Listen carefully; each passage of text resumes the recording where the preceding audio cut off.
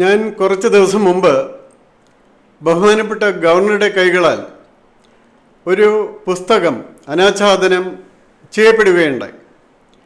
ആ പുസ്തകത്തിന് ആദ്യത്തെ പതിപ്പ് 250 കോപ്പിയാണ് അടിച്ചത്. അത് ഉടനെ തന്നെ തീരുകയും ചെയ്തു. പക്ഷേ അത് റിവൈസ് ചെയ്ത് വ്യാപകമാക്കി കുറേ കൂടി വസ്തുതകൾ ഉൾപ്പെടുത്തി കൃത്യമായിട്ട് വളരെ നന്നായിട്ട് ഒരു പുസ്തകമാക്കി എടുത്തിട്ടുണ്ട്. അതിൻ്റെ 2ാം പതിപ്പായിട്ട് അത് ഇറക്കുകയാണ്. അത് ഈ പുസ്തകമാണ്, വികസിത ഭാരതത്തിലേക്ക് എന്ന പുസ്തകം. കഴിഞ്ഞ 11 വർഷങ്ങളിലായി ശ്രീ നരേന്ദ്രമോദിയുടെ നേതൃത്വത്തിൽ കേന്ദ്ര സർക്കാർ നടപ്പാക്കിയ വിവിധ പദ്ധതികൾ കൊണ്ട് ഓരോ പൗരൻ്റെയും രാഷ്ട്രത്തിൻ്റെയും ത്വരിതഗതിയിലുള്ള വളർച്ച ഉണ്ടായിട്ടുണ്ട്. എന്നാൽ ഇവയിൽ പ്രധാനമായവ ക്രോഡീകരിച്ച് പോലും ഒരു പുസ്തകം ലഭ്യമല്ല എന്നുള്ളത് ദുഃഖകരമായ അവസ്ഥയായിരുന്നു.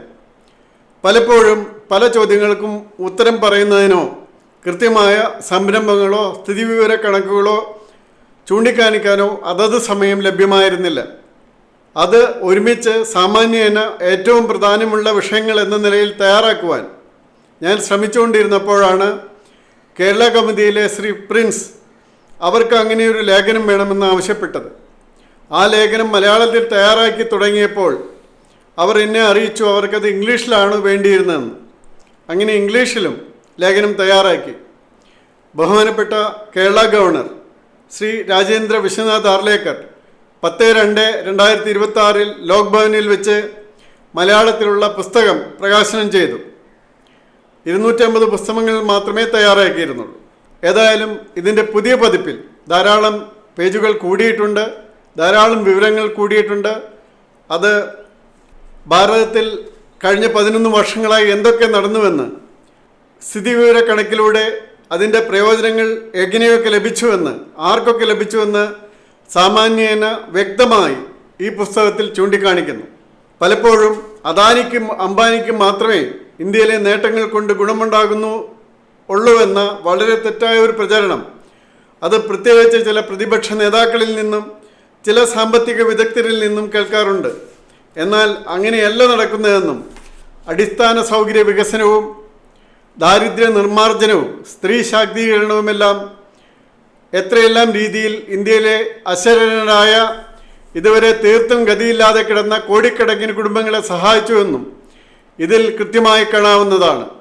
അതുകൊണ്ട് തന്നെ തൊഴിലില്ലായ്മ എന്നീ കാര്യങ്ങളിൽ, അതുപോലെ വിലക്കയറ്റത്തിൻ്റെ കാര്യങ്ങളിലെല്ലാം കൃത്യമായ കണക്കുകൾ അവതരിപ്പിക്കുന്നുണ്ട്.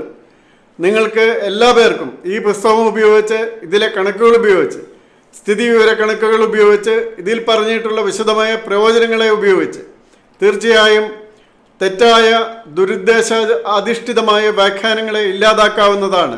കാരണം അത്രയും കൃത്യമായി ജനങ്ങൾക്ക്, അശരണർക്ക്, പാവപ്പെട്ടവർക്ക്, സ്ത്രീകൾക്ക്, കുട്ടികൾക്കെല്ലാം വേണ്ടിയുള്ള നിരവധി പദ്ധതികൾ, അതിൽ ചെന്നിട്ടുള്ള നിരവധി ആനുകൂല്യങ്ങൾ, അതുപോലെ കർഷകർക്ക്, റോഡ് സൈഡിൽ വ്യാപാരം നടത്തുന്ന സ്ട്രീറ്റ് വെൻഡേഴ്സിന്, അതുപോലെ സമൂഹത്തിൻ്റെ ഏറ്റവും അടിത്തട്ടിലുള്ളവർക്ക് എത്രമാത്രം സഹായങ്ങളാണ് ചെന്നിട്ടുള്ളത്, ഇന്ത്യയിലെ അതിദാരിദ്ര്യം ഇല്ലാതായത് എങ്ങനെയെന്ന് കൂടി കാണാവുന്നതാണ്. അതോടൊപ്പം കേരളത്തിനെ സംബന്ധിക്കുന്ന പ്രത്യേകമായ ഒരു ഭാഗവും ഇതിൽ ചേർത്തിട്ടുണ്ട്. കേന്ദ്രത്തിൽ നിന്നും എന്തെല്ലാം കിട്ടി, എന്തെല്ലാം കിട്ടാതിരിക്കുന്നു. ഇപ്പോൾ പവർ കട്ടിനെ പറ്റി പറയുമ്പോൾ കേരളത്തിൽ ഇപ്പോൾ പവർ കട്ടില്ല എന്ന് പറഞ്ഞ് പിണറായി സർക്കാർ അഹങ്കരിച്ച് നടക്കുന്നുണ്ട്. വാസ്തവം എന്താണ്? എത്ര മെഗാവാട്ട് ഇലക്ട്രിസിറ്റി പുതുതായിട്ട് ഉൽപ്പാദിപ്പിച്ചു? ഒന്നുമില്ല. സെൻട്രൽ പവർ ഗ്രിഡിൽ, നാഷണൽ പവർ ഗ്രിഡിൽ നിന്നും കിട്ടുന്ന വൈദ്യുതി കൂടുതലായി വാങ്ങിച്ചാണ്. ഇലക്ട്രിസിറ്റി ഉണ്ടാക്കിയത് ആരാണ്? ഇലക്ട്രിസിറ്റി കൂടുതലായി ഉണ്ടാക്കിയത് കേന്ദ്ര ഗവൺമെൻറ്റാണ്. അത് സാമാന്യേന പറയുകയാണെങ്കിൽ കൂടുതലായി ഉണ്ടാക്കിയത് പുനരുൽപാദന മേഖലകളിൽ നിന്നാണ്. അതായത് കാറ്റ്, അതുപോലെ സൗരോർജം തുടങ്ങിയവയിൽ നിന്നാണ്. അപ്പോൾ അങ്ങനെ ഉൽപ്പാദിപ്പിച്ച, കൂടുതലുണ്ടാക്കിയ ഇലക്ട്രിസിറ്റി വഴി ഇന്ത്യയിലെ ഇലക്ട്രിസിറ്റി പ്രതിസന്ധി ഇല്ലാതാക്കി. ഇപ്പോൾ 0.1% പോലും പ്രതിസന്ധി ഇല്ലാത്ത വിധത്തിൽ രാഷ്ട്രം മാറിയിരിക്കുകയാണ്. ഇനിയും അതിൻ്റെ വളർച്ചയുടെ ആവശ്യത്തിന് ഏറ്റവും കൂടുതൽ വൈദ്യുതി ആവശ്യമുണ്ട് എന്നുള്ളത് യാഥാർത്ഥ്യമാണ്.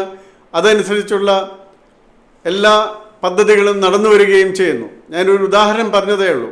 അപ്പോൾ അതിന് ഒരു മെഗാവാട്ട് പോലും വൈദ്യുതി കൂടുതൽ ഉൽപ്പാദിപ്പിക്കാത്ത ഒരു സംസ്ഥാനം ക്രെഡിറ്റ് എടുക്കുന്നത് എന്തിനാണ് എന്നാണ് ഞാൻ ചോദിച്ചത്. ഇതുപോലെ ഇപ്പോൾ പലരും കളിയാക്കി പറയുന്നതാണ് കക്കൂസുകൾ നിർമ്മിച്ചതുകൊണ്ട് ഉള്ള പ്രയോജനങ്ങൾ നോക്കുകയാണെങ്കിൽ പല സംസ്ഥാനങ്ങളിലും സ്ത്രീകൾക്കെതിരായുള്ള ലൈംഗിക അതിക്രമങ്ങളുടെ 25% കുറവുണ്ടായി എന്നുള്ളതാണ് ഒരു കാര്യം. ആ സ്ത്രീകളുടെ ആരോഗ്യത്തിലുണ്ടായ വ്യത്യാസം, അവരുടെ അഭിമാനത്തിലുണ്ടായ വർധനവ്, അവർക്ക് പ്രത്യേകിച്ചും ഗർഭിണികളായ സ്ത്രീകൾക്കും ആ കുഞ്ഞുങ്ങൾക്കും ഉണ്ടാകുന്ന അവസ്ഥ, ഇങ്ങനെയെല്ലാം എത്രയോ കാര്യങ്ങൾ ഇതിൽ കൃത്യമായിട്ട് പറയുന്നുണ്ട്. അതുപോലെ വെള്ളം നേരിട്ട് കിട്ടുന്നതുകൊണ്ട്, അതുപോലെ വൈദ്യുതി കിട്ടുന്നതുകൊണ്ട്, അതുപോലെ ഗ്യാസ് കിട്ടുന്നതുകൊണ്ട്, റോഡുകൾ വന്നതുകൊണ്ട് ഉണ്ടായ പ്രയോജനങ്ങൾ എത്രയോ ആണ്. ഇത് ആളുകൾ എല്ലാവരിലും എത്തിക്കുക, ഇത് എത്തിക്കുന്നതിൽ പലരും കേരളത്തിൽ പരാജയപ്പെട്ടിരിക്കുകയാണ്. അതുകൊണ്ടാണ് ഞാൻ ഈ യജ്ഞത്തിന് തയ്യാറായത്. അപ്പോൾ അതുകൊണ്ട് കേരള കൗമുദിയിൽ നിന്നും അത് പുറത്തു വരുന്നത് കാത്തിരിക്കാതെ തന്നെ ഞാനിത് ചെയ്യുകയായിരുന്നു. ദേശീയ ബോധമുള്ള ജനസമൂഹം പുസ്തകത്തിലുള്ള കാര്യങ്ങൾ ഈ ജനസമൂഹത്തെ മുഴുവനും അറിയിക്കണം എന്ന അഭ്യർത്ഥനയാണ് എനിക്കുള്ളത്. ഈ അറിവുകൾ അവരിലുണ്ടാക്കുന്ന മാറ്റങ്ങൾ വളരെ വലുതായിരിക്കും. കാരണം അടുത്ത 2 മാസത്തിനകം കേരളത്തിലെ ഇലക്ഷൻ നടക്കുകയാണ്. അപ്പോൾ തീർച്ചയായിട്ടും ജനങ്ങൾ അറിഞ്ഞിരിക്കണം, അവർക്ക് കേരളത്തിൽ ലഭിക്കുന്നത് പോലും, ഉദാഹരണത്തിന് അതിദാരിദ്ര്യമില്ലാതായി എന്ന് പറയുന്ന സ്ഥലത്ത് 1,57,00,000 പേർക്കാണ് കേന്ദ്രത്തിൻ്റെ റേഷൻ ലഭിക്കുന്നത് എന്ന് മനസ്സിലാക്കുക. 35 കിലോ ഫ്രീ റേഷൻ ലഭിക്കുന്നത്. അപ്പോൾ അങ്ങനെയുള്ള കാര്യങ്ങൾ മനസ്സിലാക്കുന്നതിന്, പറയുന്നതിന് അങ്ങനെ നിരവധി കാര്യങ്ങളുണ്ട്. ഞാൻ ആ ഒരു ഭാഗത്തെ കാര്യം മാത്രമേ പറഞ്ഞുള്ളൂ. GDP വർദ്ധിച്ചതും അതുപോലെ പെർ ക്യാപിറ്റ ഇൻകം വർദ്ധിച്ചതും ഒന്നും ഞാൻ അതെല്ലാം ചേർത്തിട്ടുണ്ട്. അങ്ങനെയുള്ള കാര്യങ്ങളെല്ലാം ഉണ്ട്. അതുകൊണ്ട് ഇത് ജനങ്ങളിൽ എത്തിക്കണമെന്ന് താല്പര്യമുള്ളവർ ഇത് വാങ്ങിക്കുക. ഏത് അഡ്രസ്സിൽ കിട്ടണമെന്ന് ഇതിൻ്റെ താഴെ കൊടുത്തിരിക്കുന്ന നമ്പറിൽ അത് വാട്സാപ്പ് കൊടുത്താൽ മതി, അത് അയച്ചു തരുന്നതാണ്. ഇന്ത്യയിൽ എവിടെയും ഇത് ഒരു കോപ്പി എത്തിക്കുന്നതിന് 200 രൂപയാണ് ഞങ്ങൾ വാങ്ങിക്കുന്നത്. അത് വാട്സപ്പിൽ അഡ്രസ്സ് അയച്ചു കൊടുത്താൽ മതി. അതിനുശേഷം അത് കോണ്ടാക്ട് ചെയ്ത് അത് എവിടെയാണ് ആ പൈസ അടയ്ക്കേണ്ടത് എന്ന് കൃത്യമായിട്ട് പറഞ്ഞ് അറിയിക്കും.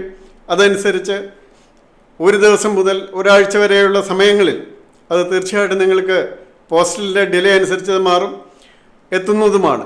ഏതായാലും ഇത് ഇപ്പോഴും ഞാൻ 250 കോപ്പിയാണ് ആദ്യം അടിക്കുന്നത്.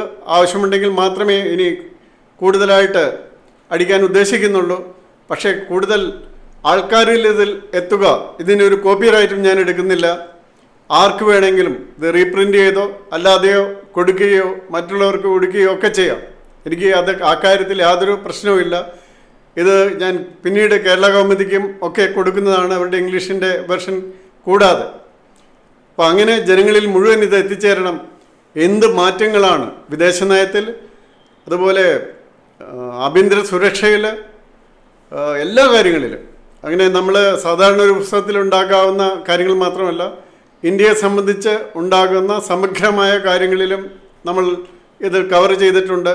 നിങ്ങൾ വായിക്കുക, അറിയുക. ആ അറിവിനനുസരിച്ച് അടുത്ത 2 മാസം കഴിയുമ്പോൾ ഉണ്ടാകുന്ന ഇലക്ഷനിൽ വോട്ട് രേഖപ്പെടുത്തുക എന്നുകൂടി പറയാൻ എനിക്ക് ആഗ്രഹമുണ്ട്.